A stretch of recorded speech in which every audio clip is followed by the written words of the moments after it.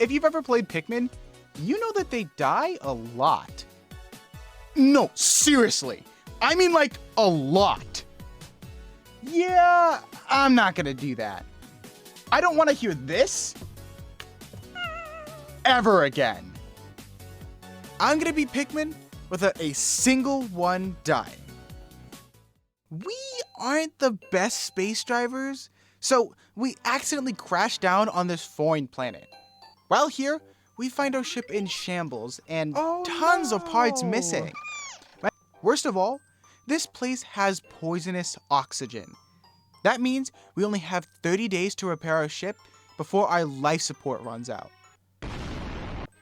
But how are we supposed to do that? Oh boy, what does this seem to be? Everyone, meet Jerry. He's the head honcho of Red Pikmin. And with his help, we were able to find and bring back the ship's engine. Equipped with this essential part, me and Jerry are able to find a new place to explore. The Forest of Hope. Dropping down, we first started the day by expanding our forces. With a huge party, we're able to grab a ship part and even take on a Bulborb.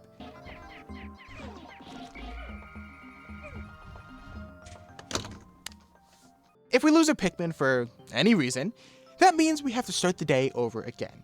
And all that work we did gets reduced to nothing. That means we have to spend our time grinding for Pikmin and getting the ship part all over again. But I learned from my stupidity and came up with a plan to take out this Bulborb. You won't come into the base. Dude, if one of these guys trips and kills himself, I'm gonna be pissed. Now we run away, Dude! Get up, get up, get up! Oh, yeah. Fun fact, Pikmin can trip. And they do it a lot. However, there is a way to reduce the chance of them tripping. By giving your Pikmin nectar, their leaves can grow into flowers. While flowered, your Pikmin are stronger, faster, and trip significantly less. As long as they're flowered, problem solved. Okay, I thought...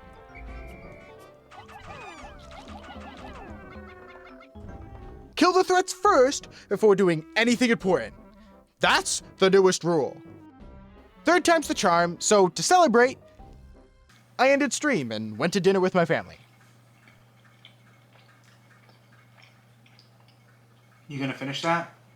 Once returning, I found something incredible. Yellow Pikmin are commonly called the worst in the first game. All that they can do by themselves is be thrown higher than other types. Normally, they're very situational. But for this challenge specifically, that isn't the case. The yellow Pikmin do have another use. They can pick up items called bomb rocks. These rocks can either break down stone walls or do huge amounts of damage to enemies. After opening the place up a bit and getting some well-deserved payback, we were finally able to take the Eternal Fuel Dynamo back and found ourselves the whimsical radar. Day 4 had me finding the Extraordinary Bolt and Nova Blaster. But it was clear that there was more for us to explore. Yet, it was all blocked off by bodies of water. And our Pikmin can't swim. Meaning the Forest of Hope will have to be on the back burner. Instead, we'll head off to the newest area discovered, the Forest Navel. Have you guys met a bread bug? Here's a bread bug. To actually do any damage, you'll need to knock him on the head. Just knock him on the head. Knock him on the head! Thank you. Everyone, meet Blue Pikmin. Can you guess what he does?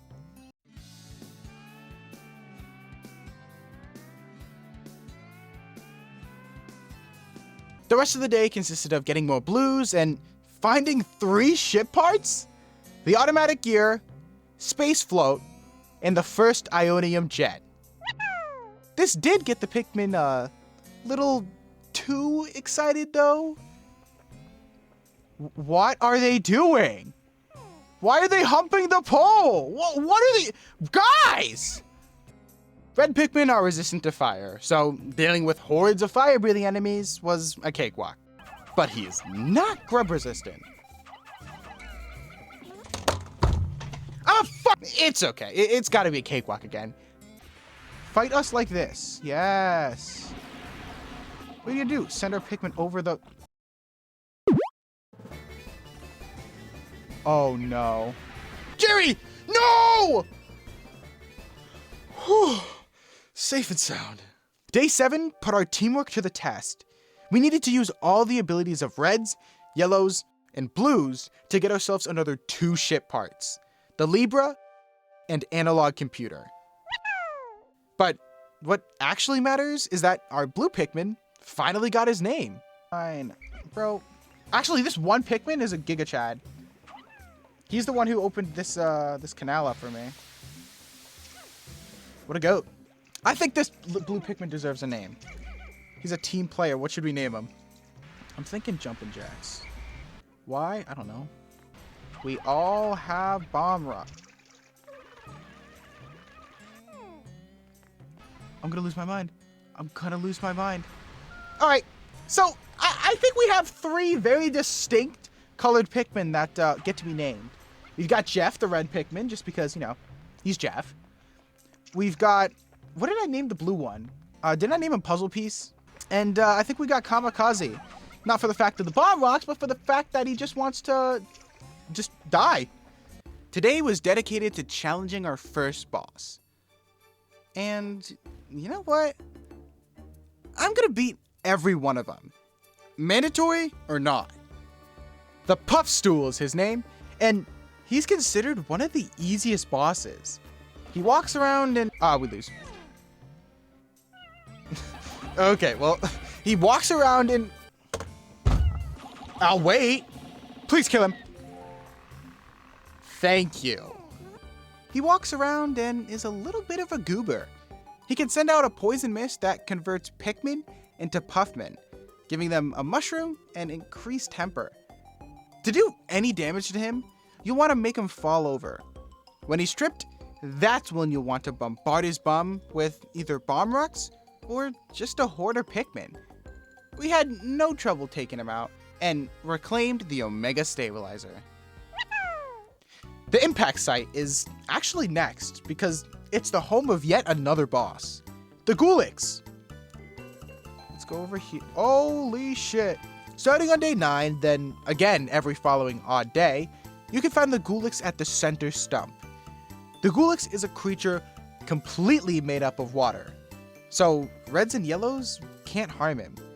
Blues, however, can deal with him fairly quickly. It has no real means of taking out blue Pikmin. It can shake them off, but never finish them off. As long as you focus on its core, it'll be gone in no time. Oh! Okay, but on this relaxing day, I think I'll be able to show you guys something cool.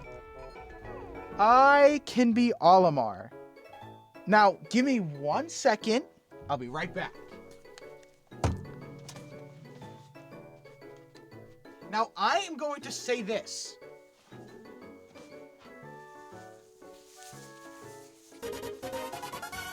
Okay. So we're now Olimar, okay? I'm going to say this right now.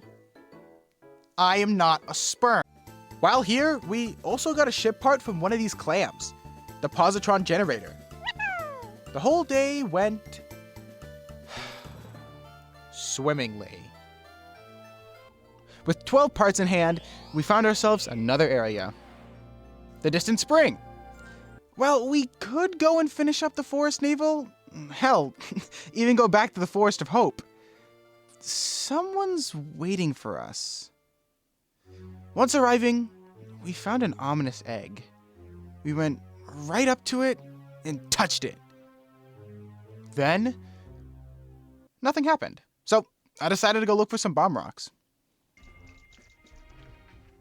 Oh shit, it's awake! This is the Smoky Prog, a completely optional boss, which is considered the hardest fight in the game. His eggs stop spawning after day 15, So if you want to face them, you gotta get there quick. All right, guess we'll come back to this. Clearly, I'm gonna need a plan. Across the way, I found a huge supply of bomb rocks. So I used my blue Pikmin to start building the bridge, and the reds to deal with this Wally Hop that's in the way. And that's a Pikmin dead. Somebody's already dead. Okay. God damn it! We were right. Let's go! Don't go giving me any side eyes. These guys are so annoying. While waiting for the bridge to get done, I wanted to get this part that was close enough to the base. Okay, this is definitely a yellow task. Blues will bring it back. Drift! My Joy-Con drift! Are you kidding me?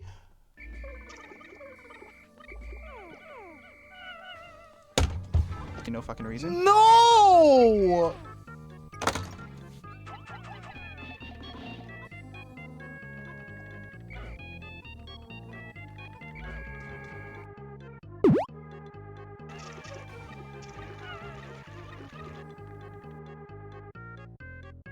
Now, everyone, what am I gonna do to get this part? A, swarm my Pikmin on it. B, dismiss my Pikmin on it. Or C, accidentally throw my Pikmin on it. If you answered A, that's the correct way to do it. But it's not the way I did it. Everyone who answered B, you're correct. Go. Yes. Yes. And for those who answered C, you're kind of correct. I once did a Pikmin Let's Play, so I checked on how I did this puzzle then. Turns out, I just threw the blues up there. What? With the bridge finished, we finally got our hands on the bomb rocks. Took out the sleeping bull bear and got another part. After too many stupid decisions, the repair type bolt and massage machine are ours. On the way out, a terrifying thought came into my head. Are bomb rocks even effective on the prog? I mean, it is this game's super boss, and there are other enemies that are barely affected by bomb rocks.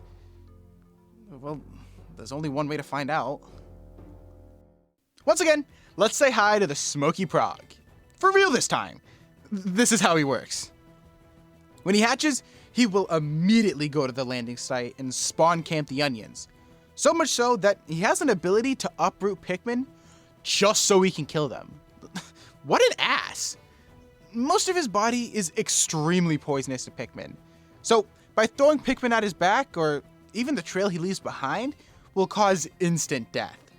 To kill him, you need to perfectly throw your Pikmin at his face and make sure none of them get near any of the poison. This was gonna take a long time.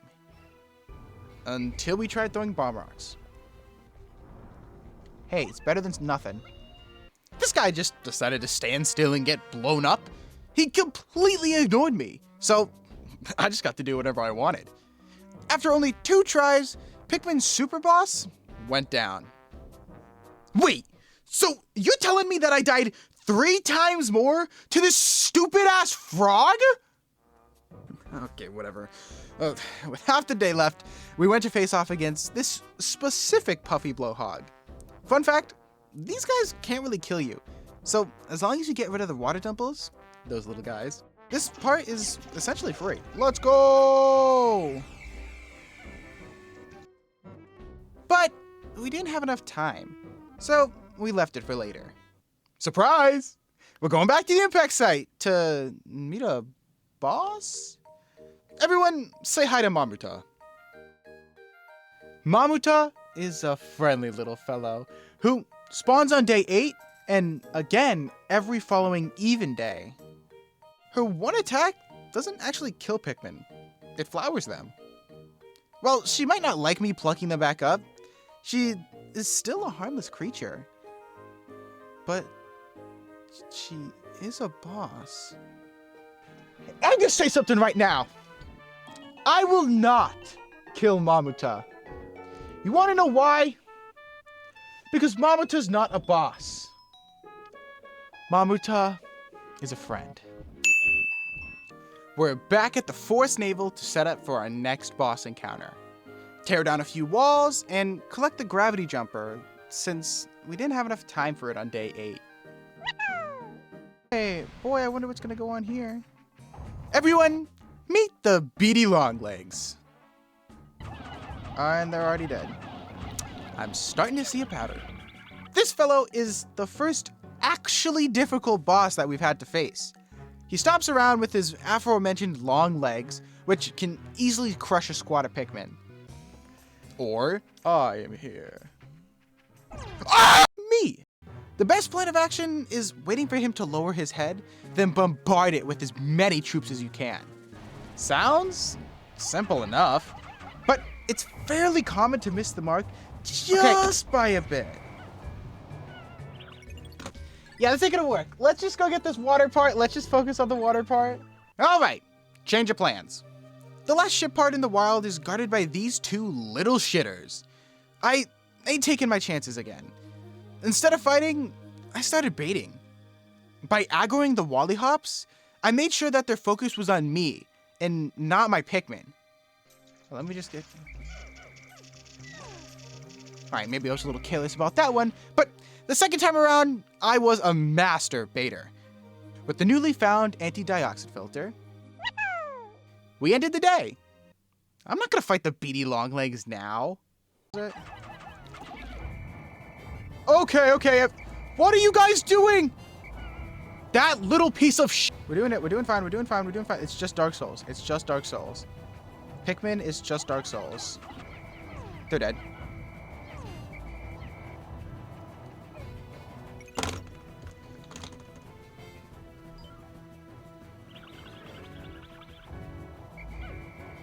They're alive? Wait, what? Almost there.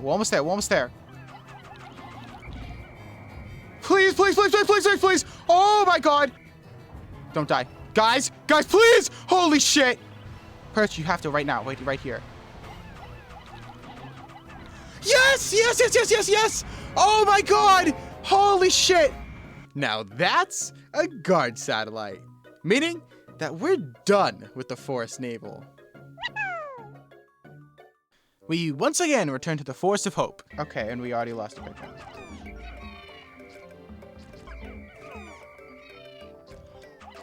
We once again returned to the Forest of Hope. Started building some bridges and went to steal a part from a Bulborb. Kamikaze had some other plans. Oh, don't go in the water, you dude. If I swear to God, if Kamikaze dies. Oh, thank God. Okay, that was a little too close. Thankfully, none of them drowned. I swear to... Oh my god, I just killed my Pikmin.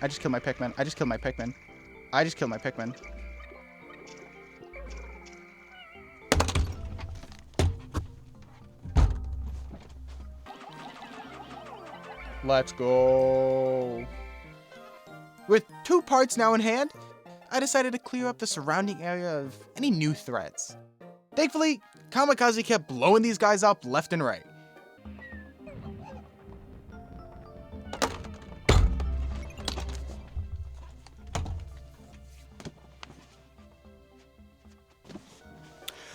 I'm not sure if his name is a curse or really accurate. It's alright, I don't make the same mistake twice. You're fucked.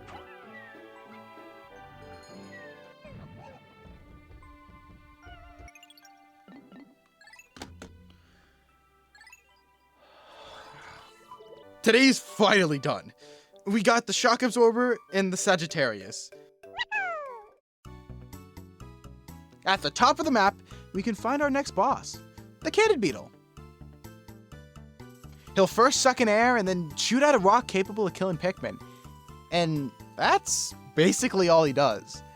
You need to throw a Pikmin in his mouth once he starts sucking in air to cause him to overheat. Then it's just a simple bum rush. So simple, in fact, that it's incredibly easy to kill him on the first cycle. Honestly, it's pretty embarrassing if you even die to him. With the Cannon Beetle out of the way, we can get our next part. Thankfully, I thought this one was...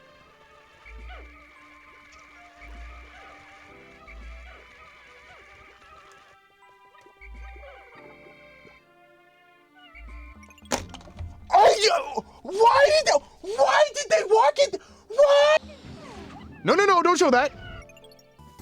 After claiming the radiation canopy, we opened up another area for tomorrow. An area home to our newest friend. Everyone, say hello to the burrowing Snagit. This bird-faced annoyance comes out of the ground, towering over us. It is extremely easy for him to start eating all of our Pikmin the second he shows up. There isn't really an easy way to deal with him. He isn't susceptible to bomb rocks, he is insanely fast, and seemingly has no surefire time to attack. He does sometimes get stuck when he burrows up, but that just gets way too close for comfort. If anything went wrong, there's no saving my Pikmin. So the only strategy that I could come up with was throwing Pikmin from a specific angle to launch on his head. Here's how that went. Wait, we're cooking. And it wasn't gonna work. Even if one Pikmin missed the mark, it would be immediately snagged. This felt like it was gonna take hours. Until I tested something.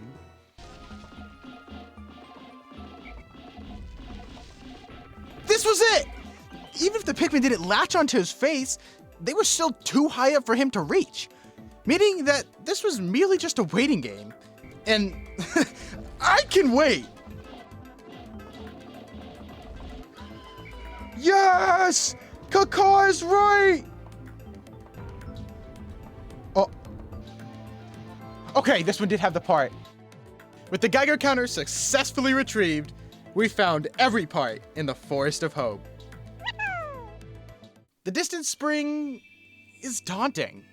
This place is massive, with no real obvious place to start. I needed to stick to the basics. Clear out the enemies near the base, then the rest will just come naturally.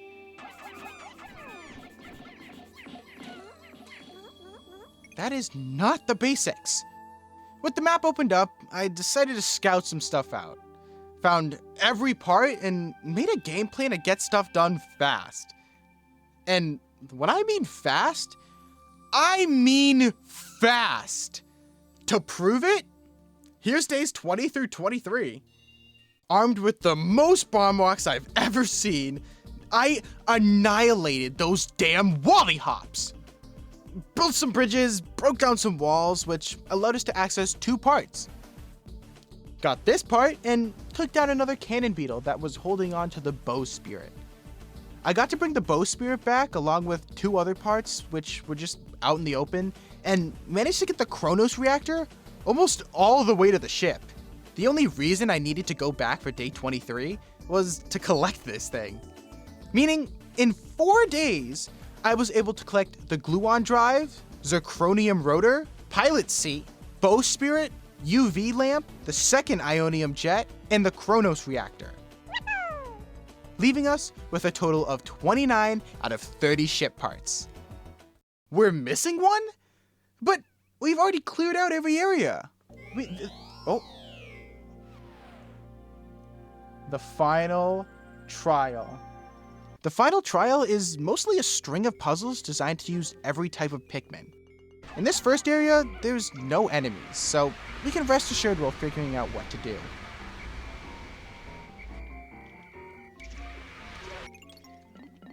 Use the blues to build the bridges, yellows to blow up this wall, and reds to push away the box. With the help of everyone, we arrive at the main attraction. But we're not doing that today. We're doing it tomorrow. The final boss of Pikmin is here, the Emperor Bulblax. He first attacks with his tongue, doing his best to gobble up anything he can get to. After he gets down to around half HP or so, then he starts jumping. Being the final boss, he's definitely the trickiest. You can't just throw your Pikmin at him and expect everything to turn out well. He shakes everyone off fairly easily if he isn't stunned. But, I mean, how are we supposed to stun him? He doesn't have a phase where he's actually vulnerable like the other bosses. That's where bomb rocks come in. One mouthful of those and we have a prime opportunity to wail on him. We just can't let him eat the yellow that's holding it. Bro was not locked in the slightest. Turns out, the original release of Pikmin on the GameCube is different than the re-releases. Back then, if you called yellows that were idle, they would drop their bomb rocks. But in every other version, they don't do that. Now, everyone just says to let the bomb rock be eaten, with the yellow still holding it. That's how it ends? Because of some seemingly useless change? I can't beat this challenge? What the hell was that? Kamikaze just threw the bomb rock and lived? This is possible. By tossing the yellows just before the ball blacks lets out his tongue, they'll realize they can throw the bomb rock and he'll eat it right up, canceling his tongue animation and giving us time to gang up on him. Rinse and repeat, and we did it! Yes! We found and brought back our last ship part, the secret safe. With that, we can go home. It's beautiful. Yes. With a wave goodbye, we sadly have to leave our newfound friends. Jerry, who's always been there for us. Kamikaze, who's dealt with so many enemies. And Puzzle Piece, who's the blue Pikmin. With our final look at this alien planet,